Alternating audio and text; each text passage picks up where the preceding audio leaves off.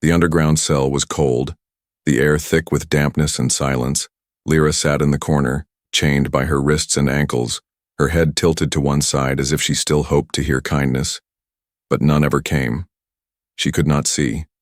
Not anymore. Her eyes had been taken as punishment, burned by the tribunal for speaking against them. They called it justice. She called it cruelty.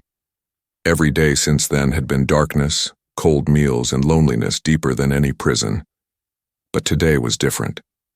Today, she heard footsteps, slow, heavy, and not like the usual armored guards.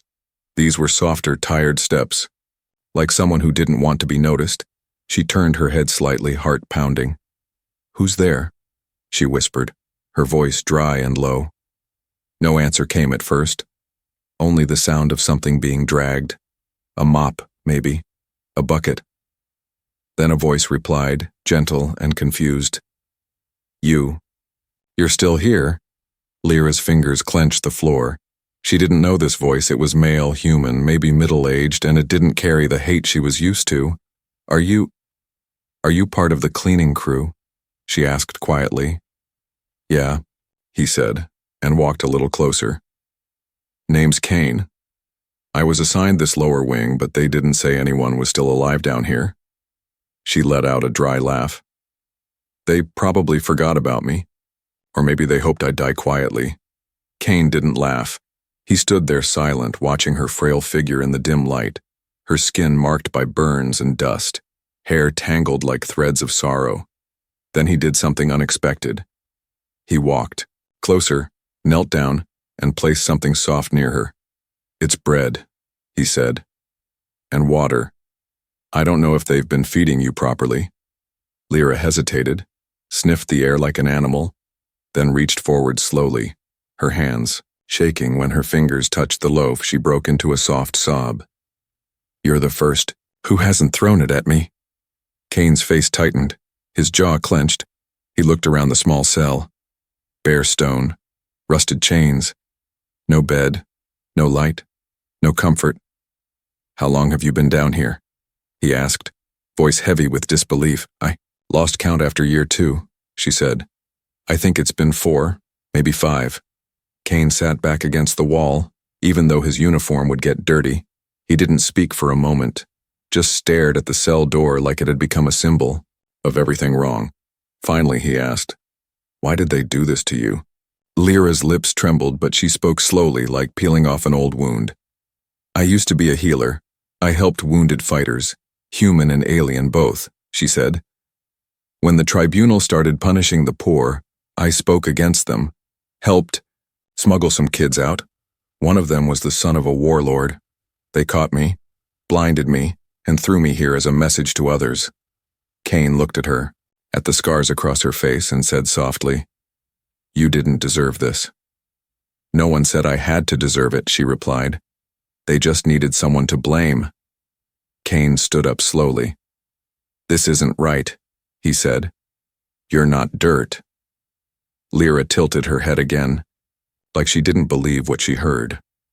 "What did you say?" "I said you're not dirt," he repeated, stepping closer. "You're still a person, not garbage." Lyra flinched as he reached out, but he didn't touch her, just left his hand in the air, waiting. She sat there frozen, then slowly reached her hand out and placed it over his. It was a simple touch, skin to skin, but it felt like a mountain breaking. In that one moment, something shifted. The silence didn't feel like a curse anymore. It felt like the breath before a storm. And Kane whispered, "I'll come back tomorrow." Lyra didn't answer, but for the first time in years, her blind eyes filled with tears, not of pain, but of something close to hope. As he walked away, the chain still held her body but not her spirit. Somewhere deep inside her darkness, a small light flickered again, and it started with a human who didn't look away. Kane returned the next day, just like he said. Lyra sat quietly in the same corner, though now her head turned as soon as the door opened. She didn't speak at first. She just listened to the steps, the soft drag of a bag, the sigh of a man who seemed older than his years. "It's you," she finally whispered. Kane smiled faintly, even though she couldn't see it. Of course it's me, he said, placing a bundle beside her. I brought real food this time, soup and a blanket too. Lyra's fingers found the edge of the blanket, rough but warmer than the stone floor. She held it to her chest like something sacred. Why are you doing this? She asked after a long pause. You don't even know me. Kane sat down beside her again, same spot as yesterday, elbows on knees, staring into the shadows. I used to know someone, he said slowly. She helped others even when it was dangerous. She died in the war. Lyra tilted her head, listening closely. She was kind, like you, Kane continued. But the system didn't protect her. It punished her kindness. Lyra's throat tightened. So this is guilt, she said quietly. You're helping me because you couldn't save her. Kane didn't deny it. He just said, maybe, but I think you deserve a second chance too. For a long time, there was silence again. The kind that wrapped around both of them like a blanket. Not cold this time, but thoughtful. Heavy. Then Lyra broke it. Kane, she said, voice soft. Do you think someone like me could ever see again? Kane looked at her. Really looked, even though her eyes were cloudy and dull.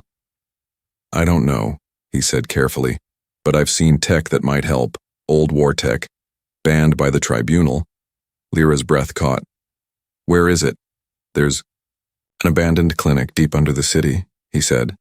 I've seen the schematics. There's a retinal regenerator in storage, but it needs power, repairs, and you can fix it, she finished, not as a question but as a quiet hope. Kane nodded. If I can get you there, she laughed, bitter but brave. You'll carry a blind criminal through guard checkpoints. I'll smuggle you in a laundry cart, he said, half joking but serious beneath the tone. They don't check those, and the night patrols are lazy. Lyra shook her head slowly. This is madness. Maybe, Kane whispered. But you've lived in darkness long enough. He leaned forward, voice low.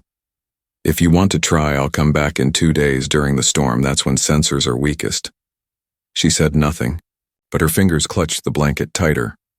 When Kane stood to leave, she asked one last question. Why not just walk away? Why risk this?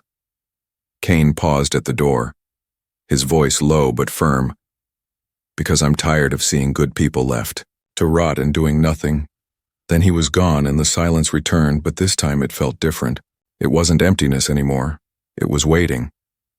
Hope, dangerous and fragile, began to stir in Lyra's chest. That night, she didn't dream of punishment or fire or chains.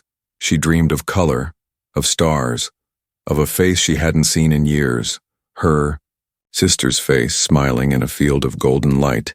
And for the first time in a long time, she woke up with a whisper on her lips. I want to see again. The storm came like a monster from the sky. Wind screamed through the narrow alleys and rain fell like tiny blades, stinging anything it touched. Lightning flashed in the distance, turning the dark city into a ghost of broken towers and flickering. Lights deep below the streets, inside a forgotten corridor. A laundry cart rolled quietly over the cracked floor. Inside the cart, hidden under old towels and sheets, Lyra held her breath, heart racing. Every bump felt like an earthquake, every creak of the wheels like a shout. But Kane pushed the cart calmly, his face hidden under a worker's hood, steps steady, nerves sharp. They passed 2 guards near a side gate, both half asleep, warm drinks in hand, barely looking up. One of them chuckled. Storm's gonna drown half the lower city. Kane nodded, said nothing, and kept walking. After a few more turns, they entered a tunnel sealed long ago with a rusted grate. Kane bent down, twisted a hidden bolt, and the grate popped open with a soft hiss. He pushed the cart through and sealed it behind them. Only then did Lyra speak, her voice small beneath the towels. Are we safe? For now, Kane replied. But this is just the beginning. He helped her out of the cart and wrapped her in a dry cloak. The tunnel smelled like metal, dust, and memory. Lyra's feet shuffled carefully on the ground, still.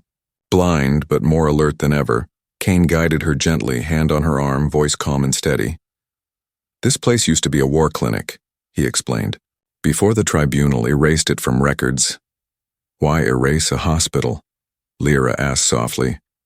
Because it helped everyone, Kane said. Enemy, friend, poor, rich, human, alien. It didn't matter. They reached a sealed door, half covered. In ivy and grime, Kane used an old code panel, tapping numbers carefully, and the lock clicked open. The room beyond was dark, filled with metal beds, broken machines, and dust dancing in the flashlight's glow. Lyra's breath caught. It smells like old medicine, Kane smiled. That's because it is. They moved to the far wall where a large cabinet stood, its doors sealed with old magnetic locks. Kane forced it open with a crowbar, grunting softly. Inside, a sleek machine lay wrapped in thick plastic and dust, its edges still shining underneath. Lyra reached out and touched it, her fingers tracing its shape like a lost puzzle. This is it, Kane whispered. Retinal regenerator. Military grade. Not perfect. But it might work. Does it hurt? She asked. Kane hesitated. It might. And it might not even work. But it's your choice. Lyra stood silent for a moment, then nodded. Let's try. Kane worked fast, wiping the machine, connecting cables to a portable power core he had smuggled weeks earlier. The lights flickered, then glowed a soft blue. The machine hummed to life, cold and precise, like a ghost waking from a long sleep. He turned to Lyra, helping her lie down on a cushioned table beside the device. I need to calibrate the laser first, he said, adjusting dials and screens. You'll feel heat, maybe pressure, but I'll stop if it becomes too much. Lyra clenched her hands. I'm ready. Kane lowered the scanner over her face, and the machine started to beep in soft rhythms.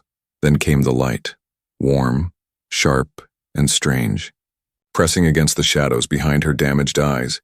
It wasn't pain, not yet, but it wasn't comfort either. Lyra gasped, her body tense, tears forming without her knowing why. Kane watched every reading, sweat dripping from his brow, whispering to himself, "Come on, just a little more." Suddenly, the control panel blinked red, a warning, power unstable, system overheating. Kane's heart skipped. No, not now, he muttered, and quickly adjusted the coolant intake. The machine stabilized, and the beam continued, just a bit longer. Finally, the machine gave a soft tone and powered down slowly. Kane removed the scanner and wiped Lyra's forehead, her skin damp and trembling. How do you feel? He asked, his voice barely above a whisper. Lyra opened her eyes slowly, blinking again, and again her breath hitched and her lips trembled. I see something, she whispered. It's blurry, but there's light. Kane's chest tightened. It worked. Tears rolled down her cheeks as she sat up slowly, reaching out, her hands touching Kane's face. I can see your outline, she said, her voice shaking. You're real. Kane smiled, a tired but proud smile. But before he could speak, an alarm buzzed softly in his earpiece. Movement in the tunnels. They were not alone anymore. Kane's fingers moved fast, shutting, down the machine, grabbing the cables and packing what he could carry. Lyra sat still on the table, her breath shaky, her hands reaching for the edge. I saw light, she whispered again, still in disbelief. Kane, I saw it. Kane gave her a soft smile, but his eyes were sharp, listening to the faint buzz in his earpiece. Lyra, he said quietly, we have to move now. Someone's coming. She froze, her voice turning to fear. The guards. I don't know yet, Kane replied, helping her down. But they're close, and if they find us here, we won't get another chance. He grabbed a small light pad and placed it in her hand. Hold this, it glows bright, it'll help you follow me. Lyra nodded, still overwhelmed by the colors and shapes returning to her sight, even if everything was still blurred. They exited the clinic into the long tunnel, the air now filled with a low rumble, like footsteps echoing from far away. Kane pulled Lyra gently, guiding her through twists and turns, old medical signs flickering on the walls. Where are we going? She asked, her voice tight. There's a service lift, Kane said. If it still works, it'll take us closer to the surface. They turned a corner and stopped. Ahead, two shadowy figures were blocking the path. Armor glinting under dim lights, Kane pulled Lyra back quickly, heart pounding. "I thought you said no one comes here," Lyra whispered. "I said they erased the place from records," Kane replied. "But someone's watching again." He looked around, scanning the old tunnel map on the wall, faded and cracked. "There's another way," he said, pointing toward a collapsed passage. "If we can squeeze through, we'll reach the old hydro room."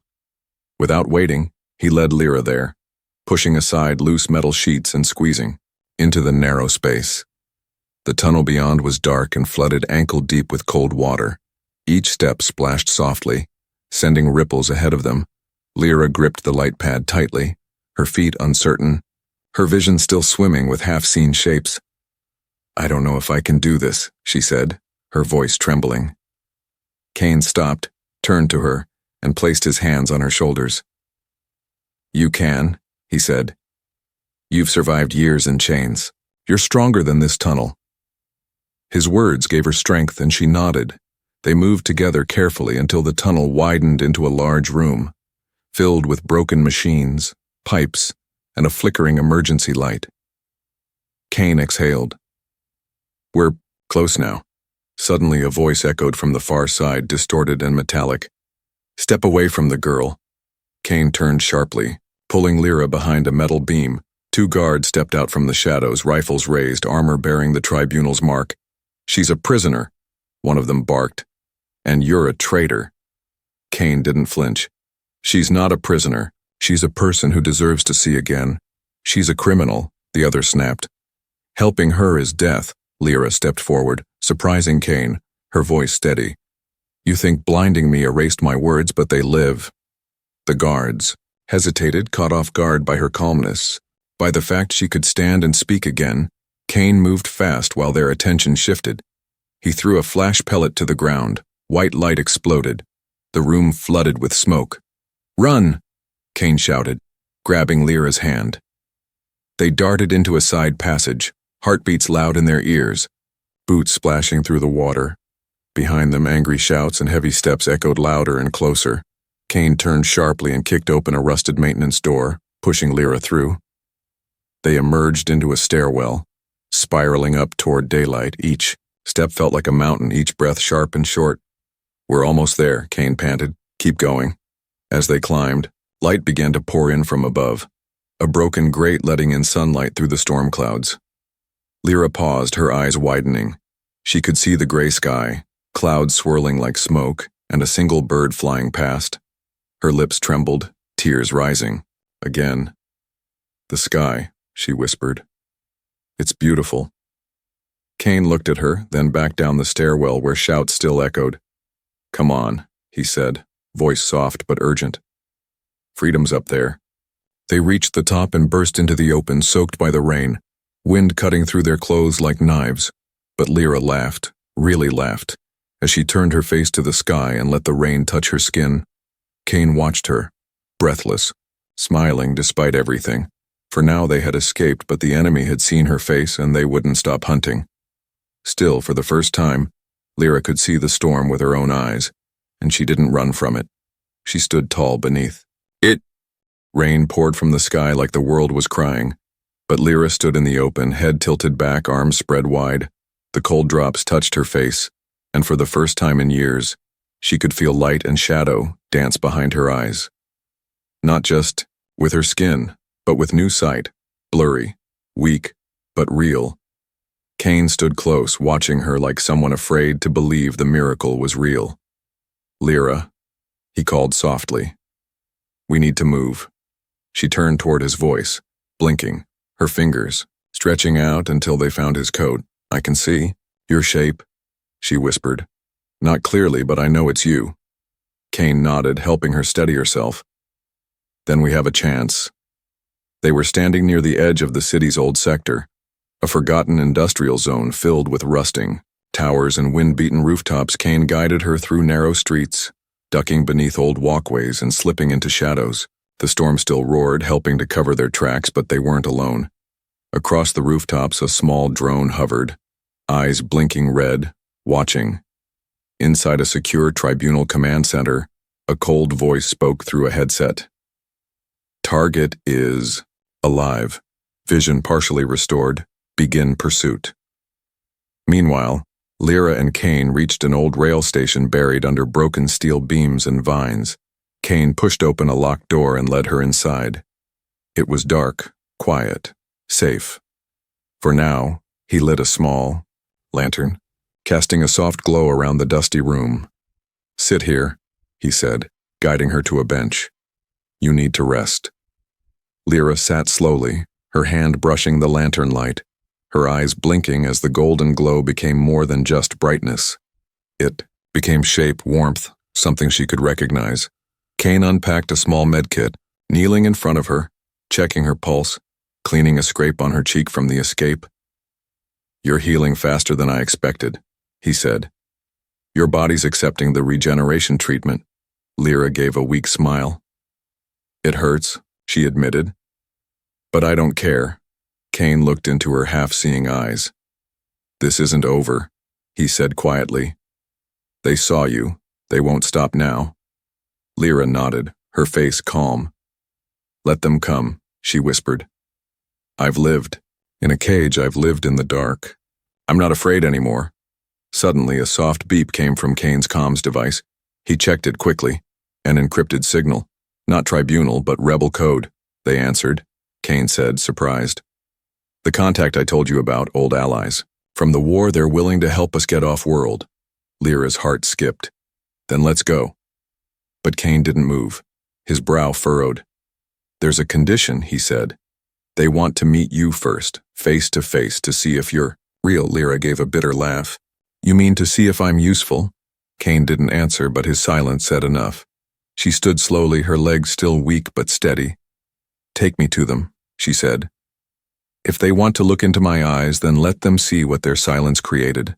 They waited until nightfall, then moved again, cutting through the city's edge, staying low, avoiding the patrols. Lyra used the stars above as her guide, now visible through thin clouds, dots of light that felt like memories returning to her mind. When they reached the meeting point, an old bridge over a dry riverbed, they found a group of 4 waiting, armed, masked, silent.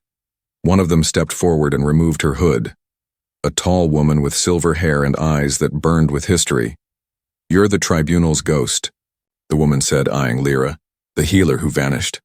I'm not a ghost, Lyra replied, lifting her chin. I'm still alive.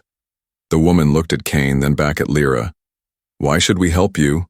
Lyra took a breath, her voice strong. Because I can see again, and I will not look away from others still. In chains, there was silence, heavy and cold.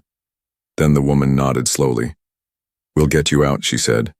But if you stay, the world will watch, and the tribunal will fall.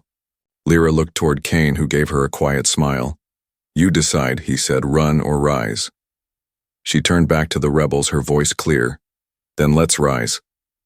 Above them, the storm finally began to fade, and for the first time, the Alpha moon broke through the clouds, shining down on the girl who once lived in darkness, now ready to lead others into light. The rebel camp was hidden deep in the mountain cracks, far from cameras, far from the tribunal's eyes. Tents were made from patched fabrics and salvaged metal.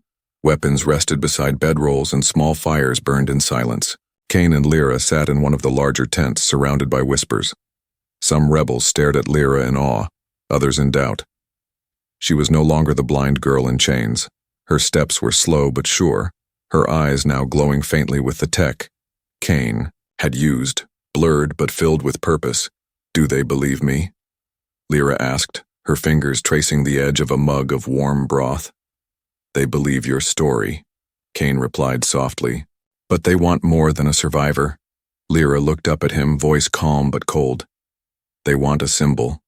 Kane nodded. They want you to stand in front of the galaxy, show your scars, and speak for the broken. Lyra placed the mug down. I didn't come here to be a banner. Then what did you come for? A deep voice said from behind. A tall alien male stepped in, armored, scar across his chin, eyes like burned coal. He was the field commander, Varnox, a war veteran and rebel leader, Lyra stood slowly, facing him. I came because I was left in darkness for years, she said. But I wasn't the only one. Varnox crossed his arms. Do you think your story will make soldiers rise? I don't care if they rise, Lyra said, her voice sharper now. I care if they listen. Kane stepped forward. She's not here to fight, Varnox. She's here to free others like her. The tent grew quiet, thick with tension. Then Varnox spoke. Then she must pass the trial. Lyra frowned. What trial? There is a prison caravan, he said.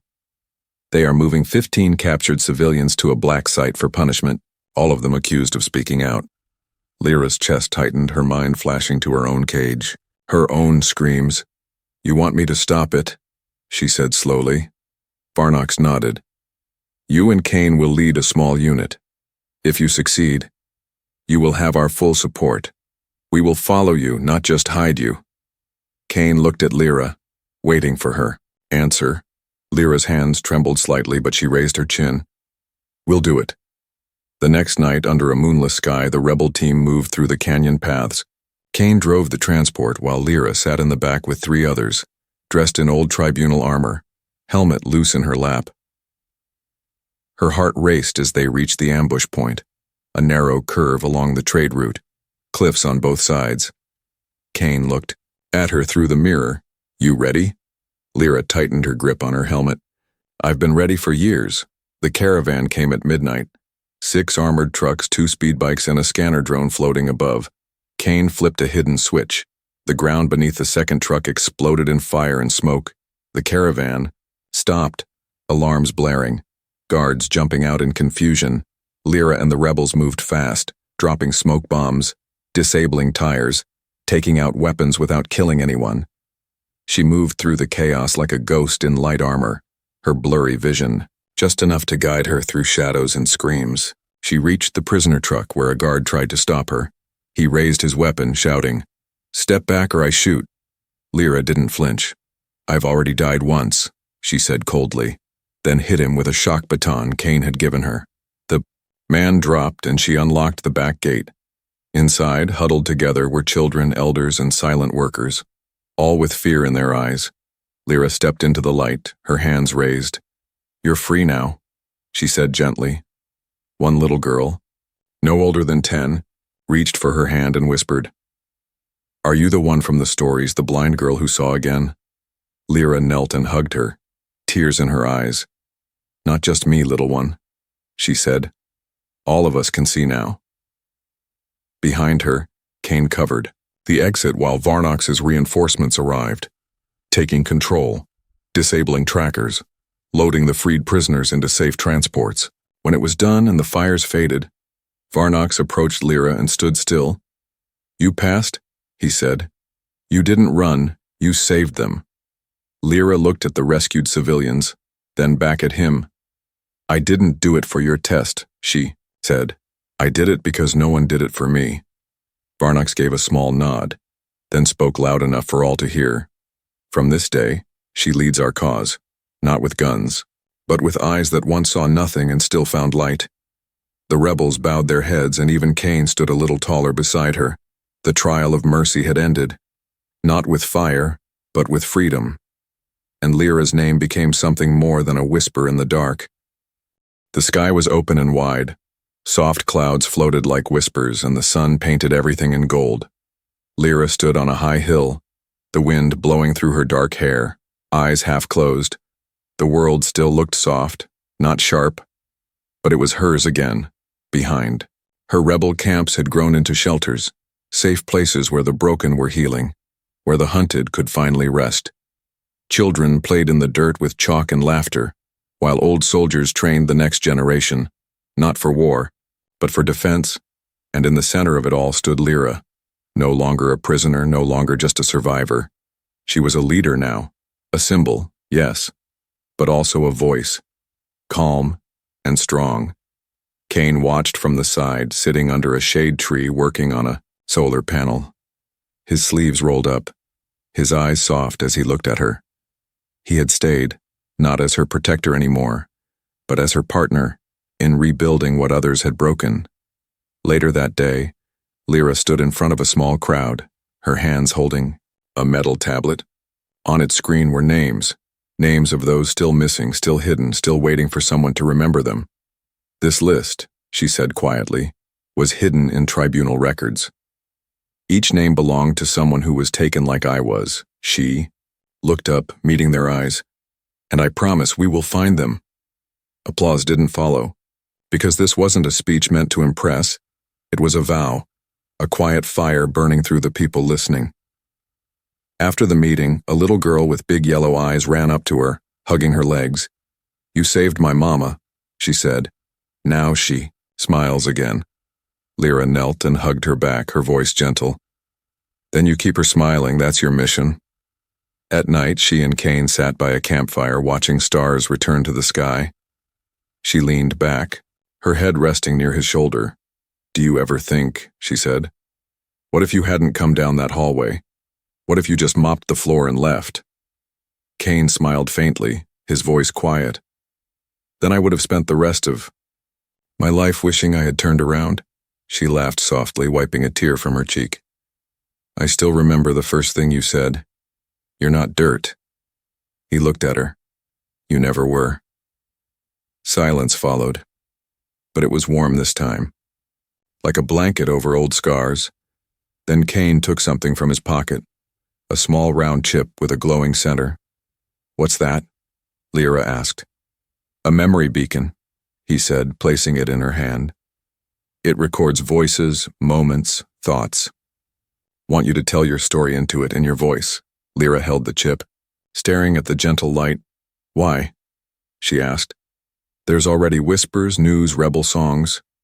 "Because someday," Kane said, "someone else will be in darkness, and they won't know who you were unless they hear it from you." Lyra nodded slowly, pressing the beacon near her heart. And that night she spoke not to a crowd, not to a leader, but to whoever needed it most. She spoke of the cold stone floor, the chains, the silence, the day a human gave her bread. And hope. She spoke of fear, fire, healing, light, and rising. And when her voice trembled, she didn't stop, because pain was part of the truth, and the truth was what had set her free. Months passed, and the rebellion changed form. It wasn't just about fighting anymore. It became rescue, rebuilding, memory, and mercy. Lyra led missions not with weapons, but with lists and names. She entered prisons, markets, and ruins, helping others stand again. One day, in a far-off mining colony, they found a girl tied in a corner, eyes blinded like Lyra once was, skin marked by cruelty. Lyra knelt beside her, gently touched her hand. "It's over now," she whispered. "I'm here," the girl cried. Not from pain, but because someone saw her, just like Kane once saw Lyra. And as they walked out together, the girl asked, "Who are you?" Lyra smiled, eyes soft, voice steady. "I'm someone who lived in darkness," she said, "but I learned how to see again." The stars above her seemed brighter that night, not because they had changed, but because she had. She had become the light she once searched for.